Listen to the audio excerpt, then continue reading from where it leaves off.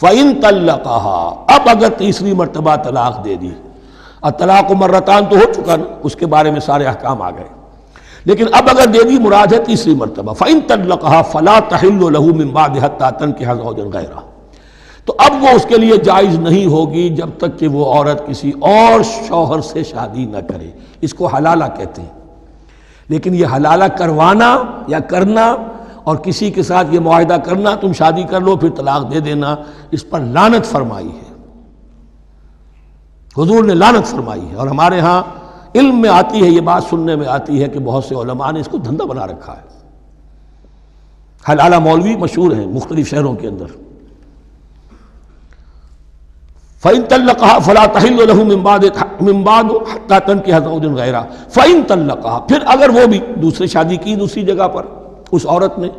اس شوہر سے بھی نہیں بنی، اس نے بھی طلاق دے دی،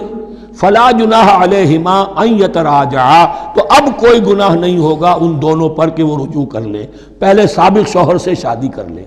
یعنی عورت کو شاید عقل آ گئی ہو، کوئی اسی کی زیادتی تھی کہ پہلے شوہر کے ہاں بس نہیں سکی، اب دوسری مرتبہ کا تجربہ ہو گیا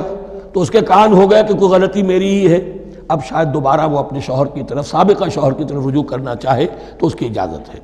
ان ظنا یقیما حدود اللہ، اگر ان کو یہ یقین ہو کہ وہ اللہ کے حدود کی پاسداری کر سکیں گے۔ اللہ کے حدود جو ہیں احکام شریعت، ان کو بہرحال مد نظر رکھنا ہے اور فائق رکھنا ہے۔ وَتِلْكَ حُدُودُ اللَّهِ يُبَيِّنُهَا لِقَوْمٍ يَعْلَمُونَ، اور یہ وہ حدود ہیں اللہ کے جن کو وہ واضح کر رہا ہے، کھول کھول کر بیان کر رہا ہے ان لوگوں کے لیے کہ جو علم حاصل کرنا چاہیں۔